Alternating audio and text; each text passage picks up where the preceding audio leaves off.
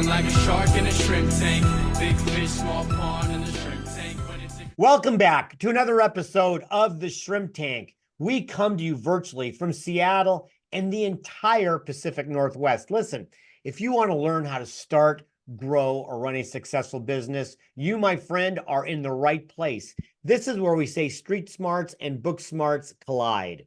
Hello again, everyone. I'm Dan Whedon, and I'm joined by my co-host, Vanessa Laughlin. Vanessa's here for the third month in a row. We haven't scared her away. I'm excited about that. Now, listen, Vanessa and I are excited for our guest. Our guest today is Monika Mayfield. Monika Mayfield was a certified EMT firefighter in San Diego in the late 1990s, but moved to Washington in 1988 and pursued a nursing career. She wanted to work in medicine while finishing school, and dermatology, plastic surgery clinic offered her the best schedule while going to school. Monika fell in love with an industry that changed her views on beauty. Her passion has only grown stronger over the last 25 years as she gets to help others in their journey to be their very best self. Monika's gotten to travel around the United States as a trainer for cosmetic injections. Now she enjoys seeing her clients that she's been working with some over 20 years, and she tries to help with anything she can to improve their health and confidence. I know Vanessa and I are excited. We can't wait to talk more to her. So Monika, welcome. We'll be right with you. Everyone, you can find us wherever you get your podcasts. We are on iHeartRadio, Apple Podcasts, Google Podcasts, Spotify, SoundCloud, Stitcher, and YouTube. I like to say that we are ubiquitous. Now, before we meet Monika, we got to talk a little bit with Vanessa. Vanessa, hola, ¿cómo estás? Muy bien, muy bien. How are you, Dan? Well, we could probably do this whole thing in Espanol, but that's for a different day because you'd run circles around me. Mañana, mañana. Mañana. Algún día. So listen, enough of that. I'm doing well, but as you may have seen in one of my Facebook posts, I lost my close friend, brother-in-law, more like brother than brother-in-law. A couple of weeks ago, died unexpectedly at 56 years old. Now he'd been ill. He'd battled some cancer and health issues. And so while it's still a shock, it was like, okay, I talked to him the day before. I'm kind of not overly surprised, but it was tough, as you can imagine. The thing, though, that I wanted to bring up in this business entrepreneur podcast is Matt was also a client of mine. And we did a lot of work around business continuity planning because, especially when you got cancer 4 years ago, he knew this was a possibility. And he and his wife own a technology company. He has a business partner. He's got 7, 8 employees. We have to now trigger. I have to not only be a brother-in-law to my sister-in-law, but I had to talk to her and say, hey, now we got to talk business. We got to talk about triggering this plan. And so we've done that. And fortunately, in that regard, there was a plan. I know you work in the world of lifespan navigation and things like that. Yep. Can you bring up your own experience and thoughts around having a plan, a business continuity plan, a career continuity plan, a life continuity plan? Can you talk a few minutes about that before we bring on Monika? I would love to. And I just want to start off by honoring and acknowledging what you and your family are going through right now. And I really hope that you are finding time and space in different ways to come together and tend to your grief as you need to, and really do it in a way that honors your brother-in-law. So thank you for sharing the story. I actually saw it through your newsletter, and it really touched me. It touched my heart. It actually segues to a point I would love to make to anyone who's listening, who's open to hear it, is that often when we hear these stories of someone we know or someone we're close to, and they talk about their loss, it's actually a gift because it does a couple things. One, it does bring us back to a place of remembering losses we may have experienced throughout our life, within the few years, maybe back to even childhood, right? But what it also does is it gives us an opportunity to think, if this were to happen to me or someone I care about, how am I going to think about that from not so much a scary possibility of death and loss, but really about legacy and meaning and values. And when I heard the story, additionally, about not just the very, very sad and all too early loss of your brother-in-law, knowing that he did what he needed to do to make sure there was a plan in place, you and I both know that is one of the greatest gifts anyone can have. And although he had a diagnosis, let's say up to 4 years ago, and was going through, oncology treatment experience, et cetera, none of us know, right? Expect the unexpected. None of us truly know what's ahead. So I just want to say how much I admire your late brother-in-law. If only I know that he was connected to you and your family is one thing, but that he also was the kind of person who people can look to and say he did what needed to be done to take care of his family, of his business, even when he was going through, I'm sure, some of his absolutely toughest days, especially as we know in the months and days leading up to when somebody actually dies, when they pass. And so I just want to say how much profound respect I have for him, even though I never got the chance to know him. Well, thank you. Thank you very much, Vanessa. I really appreciate that. So, enough of that. We gotta bring some energy into this now. We gotta change the conversation. And I think we have just the right person to do that, because health, we're just talking about health, but health and beauty and how you feel about yourself as a human, as a person, very, very important. And some people make a business out of it. And Monika Mayfield is here today. And I'm really excited as I bring on Monika. Her brother is a former guest here, Rick Morton. Rick he gave us a referral for Monika. One of the things, Monika, I most remember is Rick talking about his days as a professional clown. So I'm thinking about the makeup he put on. What he put on his face and did to his face was probably different than what you do with your clients. You probably have a whole different motive on that. So first of all, welcome to the show, Monika. Tell us a little bit about you, and we heard your bio, but tell us how you got into this whole health and beauty and what you do for your clients. I was a clown as well, which is sad. We did. Oh, I didn't. We did. I was a kid though. I was a kid. But what got me in the industry is it was just kind of a choice in the beginning, was to just find a place that was easy, that accommodated my schooling. And I thought the field would kind of be full of kind of snotty, bougie people that I may not relate to, because I felt like it was so much, just focused on like vanity. And it really turned into something where you're building someone's confidence, you're putting your best foot forward. And those are the things I fell in love with. And Rick will accommodate or relate to this as well. We both were born genetically with some weird teeth. And at a young age, I got my teeth fixed, and it really changed my confidence, who I was, changed so much about my life. And I was able to do the same for him. And we just, seeing those things and seeing people get excited for life with that, it just made my journey so much better, like made me focus in that direction. So, but it's one of those where the field, I don't know, I can't explain it, but it starts out with feeling good about what you look like. And so for some people it's makeup, some people's jewelry, it could be hair. For my industry, it's hopefully having healthy skin. I know so many people, social media gives us a really bad name because the Botox face, the filler face, the young girls that are putting so much in their face and they look 40 when they're 20. So those are not the goals. The goals are to put your, that confidence level forward, hopefully help you get there.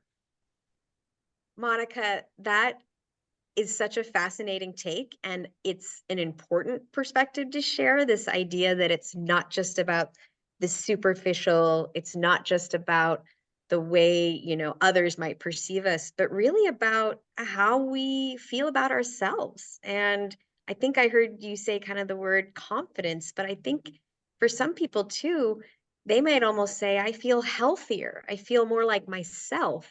So it goes even beyond confidence. And so I'm just kind of curious if you hear those kind of things, those sort of almost quotes from your clients, what do they tell you afterward, after they feel work like with you? the most common thing I get is a lot of people say they feel so different on the inside than what they see in the mirror. And when we are able to change those things and give them back, like, oh my gosh, I feel like myself again. And sometimes it is with health related as well, because I think in order to look your best, health does play a role. Nutrition, supplements, drinking your water, staying out of the sun. There's so many things that contribute to that. I can give you my favorite example that was not necessarily beauty, but I did have someone who had a horrific injury to the face, and every time he looked in the mirror, he had this traumatizing flashback. It was like Final Destination. Something came through his windshield, crushed side of his face. He had multiple surgeries, and it still was disfigured. He had a plate. And he came in, and I was able to correct the face almost better than his other side. So I had to go and then anti-age the other side a little. But a few months later, he comes back and I'm tears in my eyes. And he's like, I can look in the mirror without flashbacks, without imagining this thing coming. And so, yes, my industry is based on beauty in so many ways, but people don't realize so much reward that comes with it. And I think that's where my passion and energy comes is I love the everyday stuff, but I also love the really difficult stuff where I'm trying to help someone get past something big, and people don't realize I get to do that as well. It's not just a good hair day or something like that. So to me, it's amazing to do that. I love that because again, I think that particularly for people who maybe haven't gone past the like I get a haircut or I get, a manicure, but they haven't gone further down the road of possibilities, right? Yeah. They might think it is really just about vanity. And hearing a story like that about the profound behavioral health benefits for this individual, to sort of break the cycle of the PTSD that was triggered from that experience and that mismatch of how he felt inside and what he saw when he looked in the mirror. Gosh, Monica, that's a really, really, really compelling story. Thank you for sharing. Yeah, there's the other thing I like with just general things in that I work with a lot, and I tell patients when they come in, I say the most important thing is if we can remove the angry, sad, and tired, because I felt like I saw a lot of it during COVID. I thought everyone was pissed off because I'm like, where's your Botox? I see your angry face, because the mask is covering, and where I live, a lot of people don't necessarily do that treatment. And so I just thought everyone was so angry because all you see are these lines. And so the biggest thing when someone comes in and is I'll say, let's work on the angry, sad, and tired. Everything else is preference as far as like symmetry, things like that.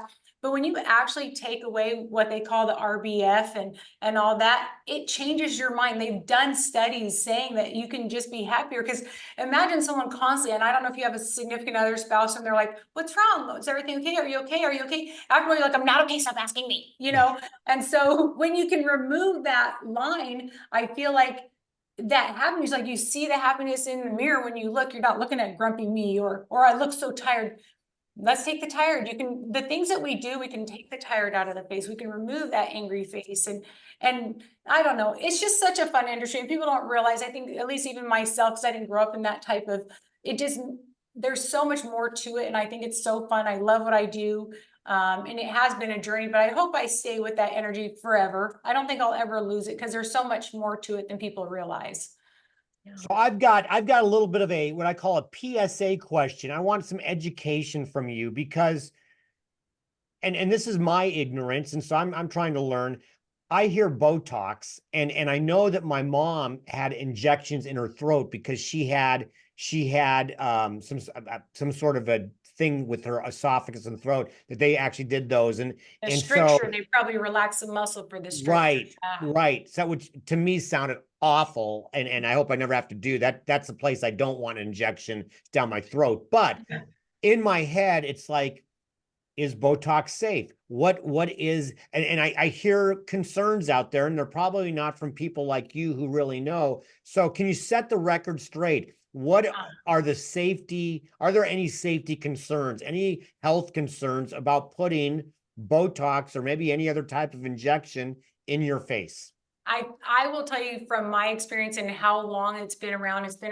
They originally were studying it back in 1965. So it's been around a very long time. The cosmetic industry got a hold of it in 2001. But the way that people say, oh, this dose, or if this is too much, as far as safety and health like that, they can give children up to 700 units. In your face, you're getting maybe 50 on average, unless you're doing like masseters, take a little bit more.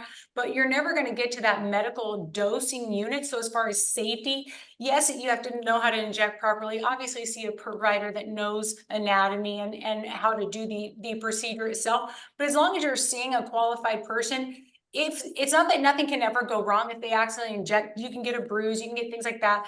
Muscles can move, but it'll wear off. There is no like you're gonna die and you're gonna, the dosing that would be required for it to even try to go systemic is astronomically high, because the dosing they're giving children for medical reasons, whether it's cerebral palsy, things like that. People don't realize how much these things are used. It's a purified protein. It just has a negative connotation because the name, obviously, and where it's derived from is not a positive name. Because when you hear the word toxin, I personally wouldn't want to put something in my face that is labeled as a toxin. But everything is derived from something, penicillin from mold, things like that. So I feel like it's safety wise, it's just make sure you select your proper provider so that you're getting the correct product. People aren't actually giving you something that you didn't ask for or whatever. Just that would be the thing. As far as the product itself, it is safe though. I personally wouldn't do it because I love helping people. And if there was a high risk for things going wrong, I don't think I could do it. Yeah, hearing that how long it's been in use, I mean, that's the ultimate clinical trial, right? Is it being out in the public for decades and decades and decades, in terms of those safety considerations. So I want to just kind of come back to kind of the earlier line of questioning around what you hear from people you work with. So specifically, what do you hear when people come to you, not only you for the first time, but maybe it's their first time ever engaging with the benefits of Botox? What do people tell you that if they're apprehensive, what are they apprehensive about? I'm so curious. Usually I feel like it's usually the visual. There's so much social media out there and people are overdoing everything.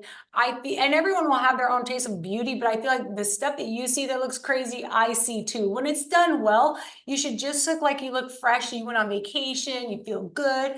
If something's like you're walking through the door and your lips come through first, and I feel like a lot of times people that are big, I don't want lips like that. I'm like, because they maybe have lip lines, and I'm like, you can do it without having the huge lips and just address the lips. The things you see that you don't like, it's likely that person's preference. Like they probably have this or that. So there is, and plus even Hollywood, when they've done some of the, oh, I can't do my face, my Botox face, I can't do nothing. It is funny, but it's really not. A lot of things that are really bad are likely surgery more than injectables. But I think it is looking the fake, looking weird. When they just want to feel better, they want to have better skin. And a good provider will hopefully guide you down that path, because even the Kardashians and the larger cheeks, even though I think genetically they can pull that off a little better than most, everything is not fixable with making your cheeks bigger. And we just fell into that.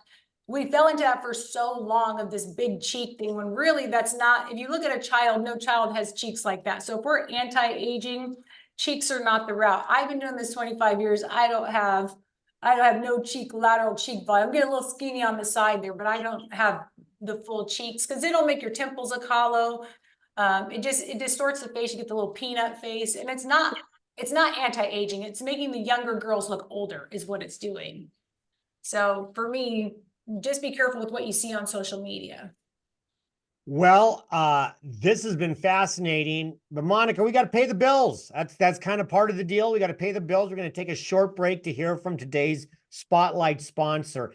And when we come back with our guest, Monika Mayfield, for our Hot or Not section of the show, we're going to ask her about if it's time to have a party. She'll figure that out when you do. So don't walk away. We will be right back with more of the Shrimp Tank. Life is full of unexpected twists and turns, and sometimes we could all use a helping hand to navigate through the challenges. That's where Bannister Advisors comes in. Bannister is not your typical professional services firm. They're your go-to support system when facing life's most overwhelming circumstances, whether it's a health crisis, a sensitive elder care situation, making end-of-life decisions, getting the support you need during bereavement, or taking care of complex estate settlements. The team of navigators at Bannister will guide you through it all.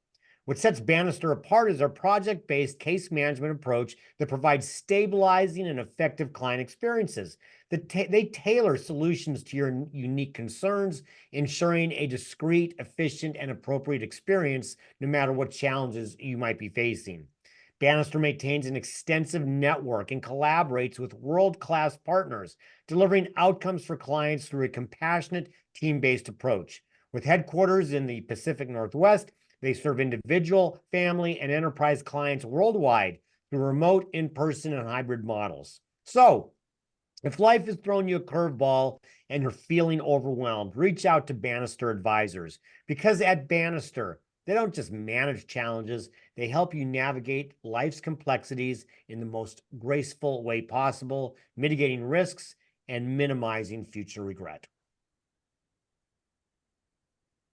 Welcome back to the Shrimp Tank, where we interview the best and brightest CEOs and business thought leaders in the greater Puget Sound and beyond. I'm Vanessa Laughlin. Our guest today is Monika Mayfield, and our next segment is Hot or Not.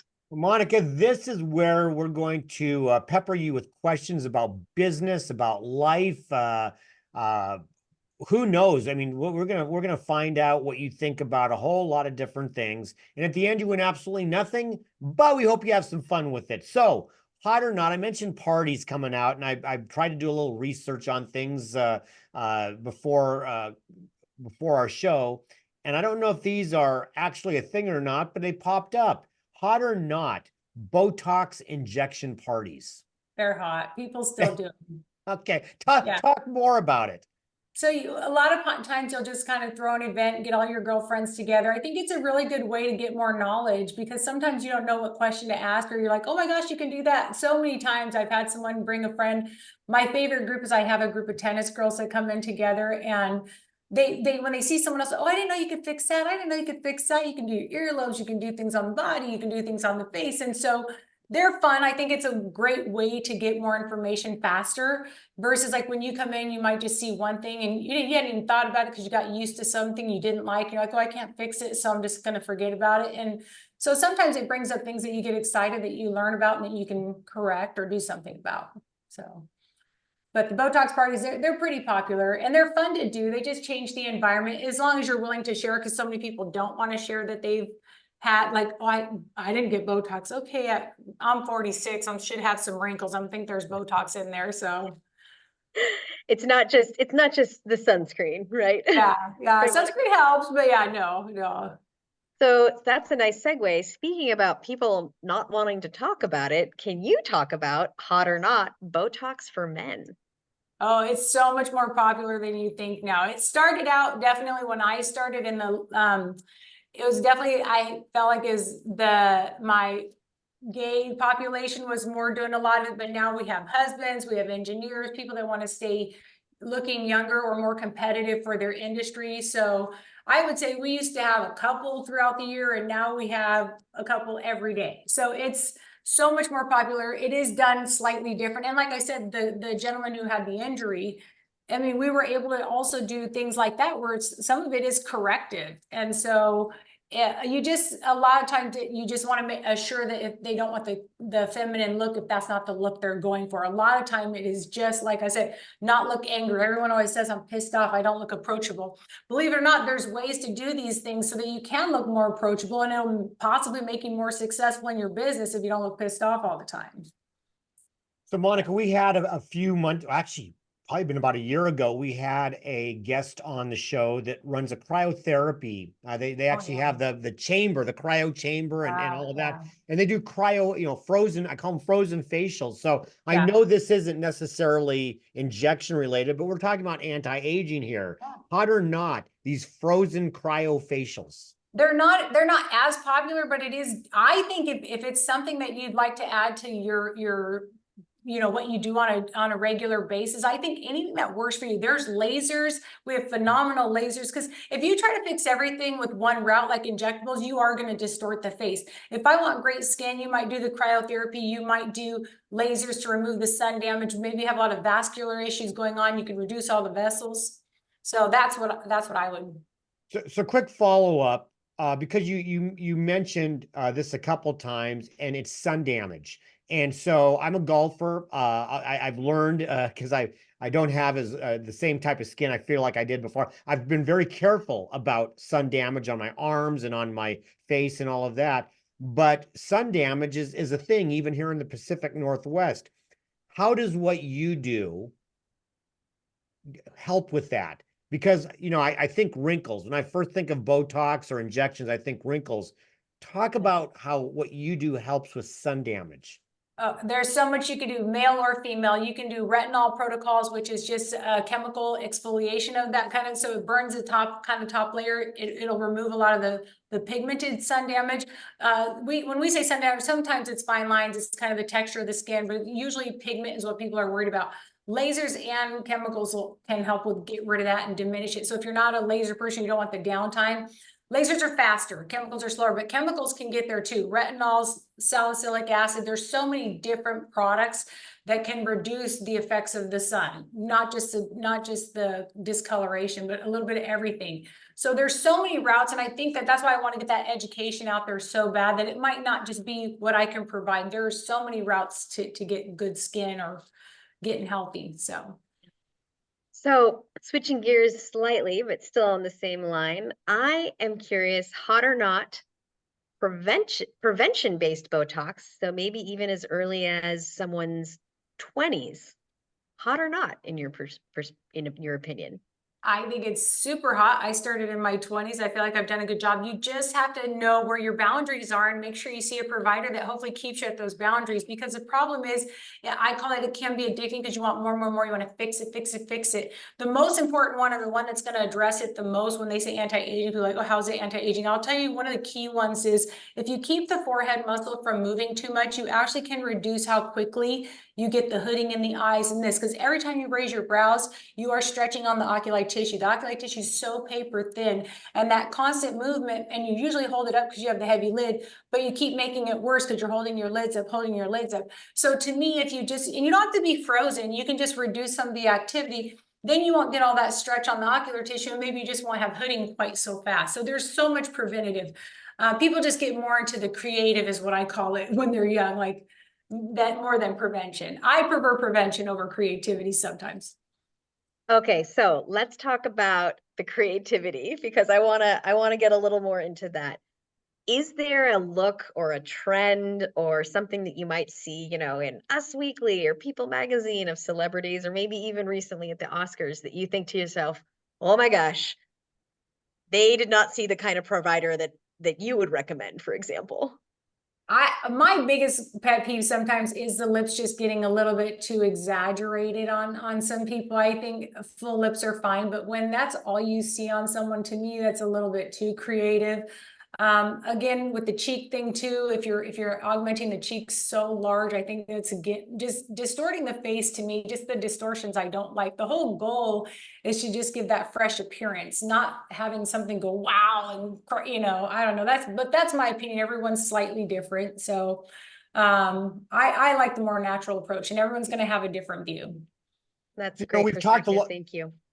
We've talked a lot about, you know, health and anti-aging and things like that. But again, in some of the research I did, it seems like that Botox and injections like that have other advantages, things around like migraines or sweating too much, or some different things like that. What kind of different things, aside from just how you're going to end up looking, from a health standpoint, can these injections help with? I think it's great for people who do have excessive sweating, because there's all the talk about aluminum and what it can do. And if you have the excessive sweating, decreasing the sweating in your armpits, for a lot of people, it just turns it off. So that's nice. You can do injections wherever you have excessive sweating. We've done palms. They do hurt. I don't recommend those all the time, but I had a guy do palms for interviews, he just did one hand so he could shake hands because he had excessive sweating on his hand.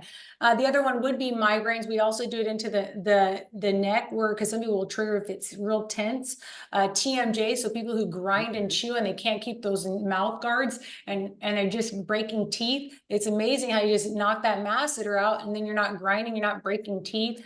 So, and I just feel like I had another guy with twitching. You can do that. I had some, if you have Bell's palsy where it relaxes, you actually can calm down the other side, just because when there's a real hard asymmetry, if you calm it down, it kind of gives that, so you don't feel like you look so different. So there's a lot of medical things that we can do that I think are amazing, just to help people feel human again, help them feel like they're not having something weird going on. So I've treated so many different things with spasticities and like you said, migraines and TMJ. And you can also treat, like if your lid is starting to close, it's called ptosis. You can kind of open the eye back up. There's a thing called jaw winking syndrome, where when they chew, they wink. And it's something to do with the way the nerves work. You can look that one up. That's a unique one I figured out 10 years ago, because people were having surgery to fix it. And I was like, but every time, why don't we knock out the masseter? They were trying to fix the eye. And I was like, yeah, but when you clench, your eye closes. So I think it's your masseter. And my boss thought I was psycho. She's like, what are you doing? I said, well, let's try it. It's not gonna hurt you. Let's knock it out. Knocked out the muscle, no more surgery. The eye quit responding with the masseter. It was pretty amazing. Wow, that's a brilliant thing to be insight, effectively, to be able to understand how the facial muscles are working together, hopefully, and how to avoid some of those unintended right winks. I like to go deep. I like to really figure things out, think it through. My brain goes into this crazy mode of like over analytical, but it figures out some crazy stuff, and I love it. It's fun.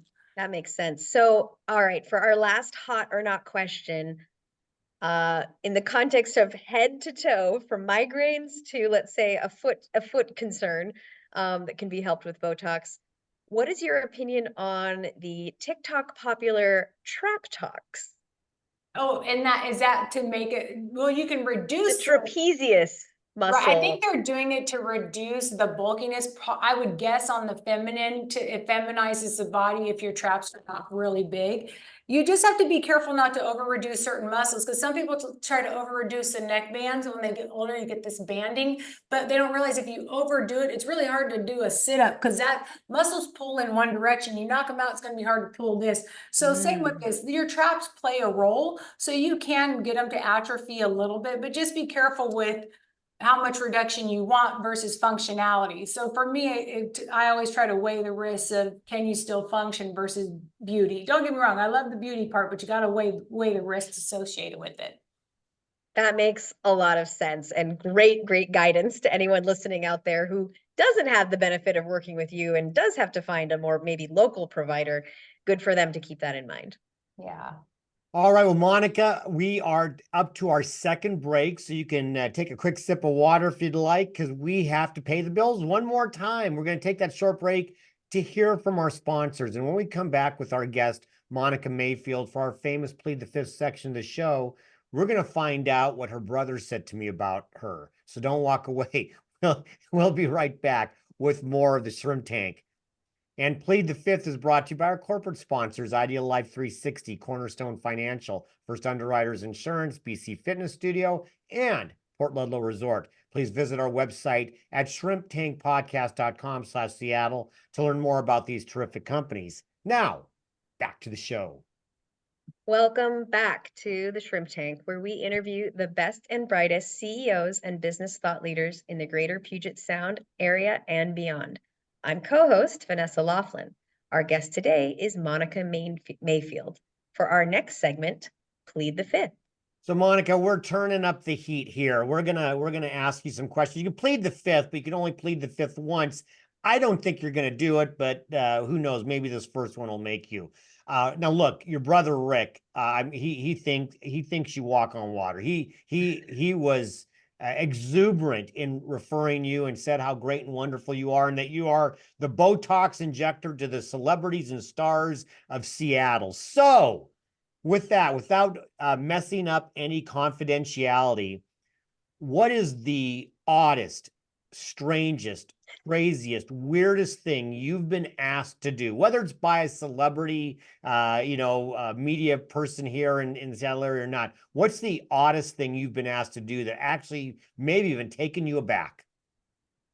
Being in the industry, not so much recently, but some of the sort of downstairs genital related stuff. Because I've worked in this industry a long time, I've worked with lasers and things like that. And there are people that would like to lighten the color of certain things, and laser's aggressive, it's mean, and you got to be careful with what you're doing down there. So certain hair removal and color changing in that region, I would say that would be the toughest. I'm going to jump in here to say, Monica, you might be making Dan blush. I was just laughing. I thought that was funny. I was not expecting that.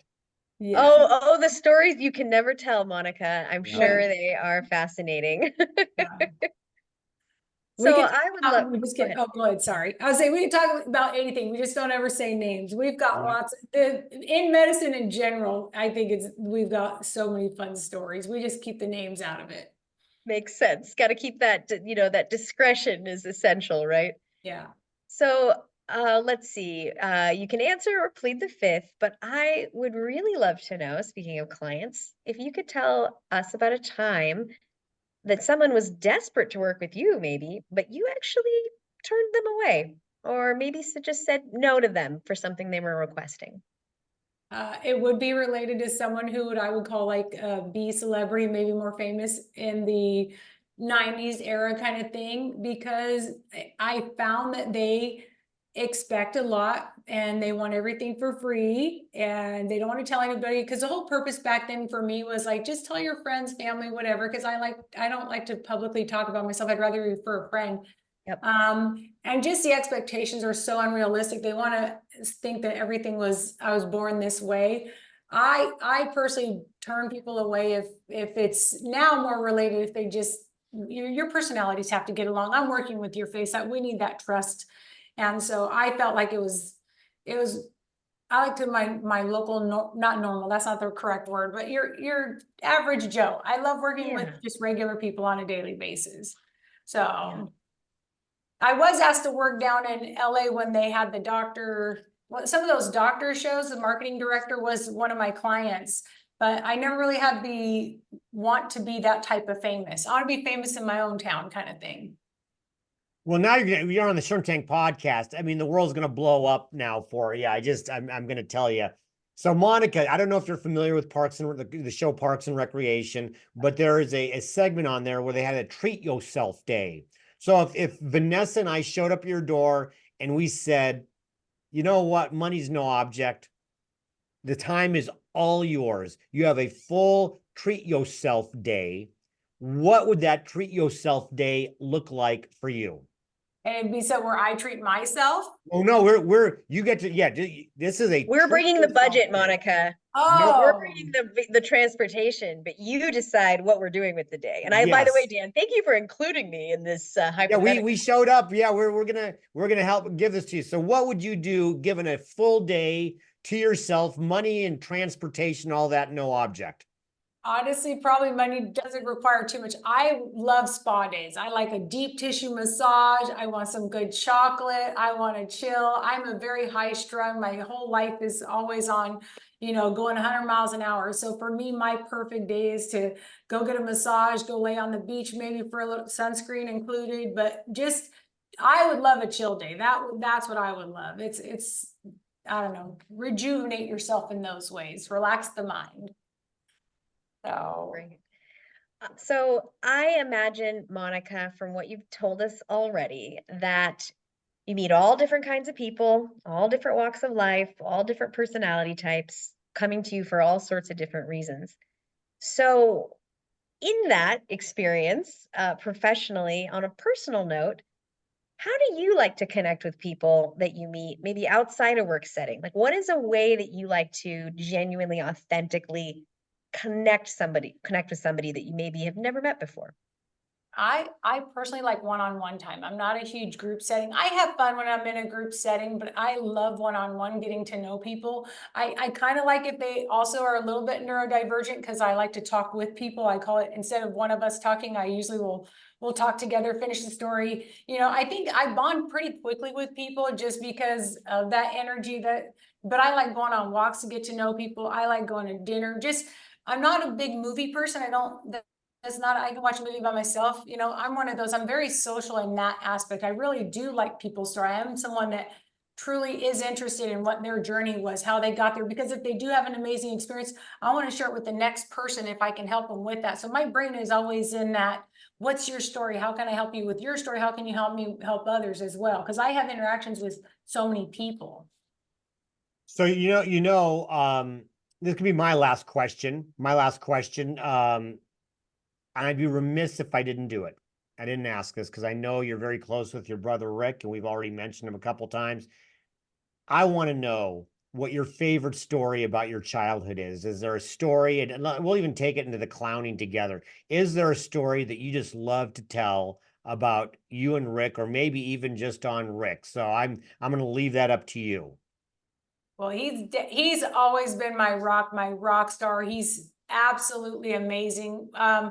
I have so many childhood memories, but he's one of those guys where when things would break, they'd rearrange it. And I thought one of the funniest things, they built go-karts out of like lawnmower engines, but we had a scooter break, and just a little push scooter.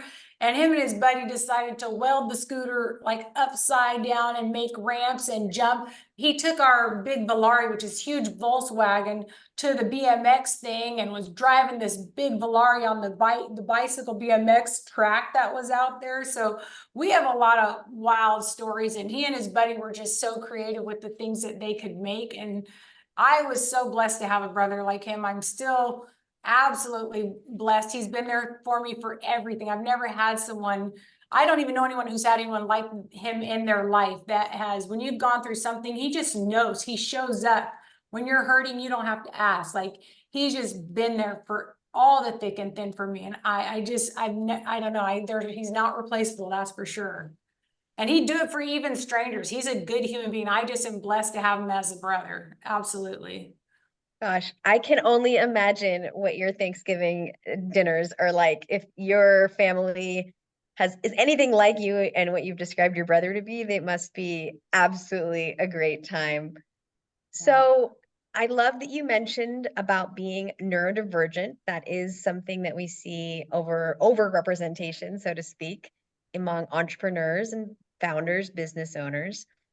So I have to ask, do you ever think about starting another business, maybe from a hobby or something that you've discovered in your work, in your sort of your day job, so to speak? What would that new business look like? Part of it is I'm going to try to help my daughter start her own clinic as soon as she's getting through school and things like that. She wants to get into something, and I've helped people start from the ground up in my industry. I'm not one that really wants all that.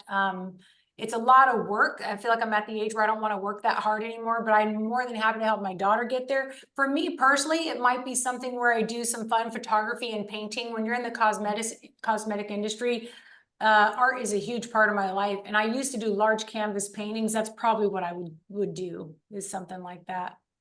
Oh, I love that how that connects the dots too between your skill with the face and the other parts of the body, and to have the right sort of artistic eye to do that. Probably also, I would expect you're probably a gifted photographer and artist too. So I have a good feeling about you and your, the back half of your career, whatever you decide to do.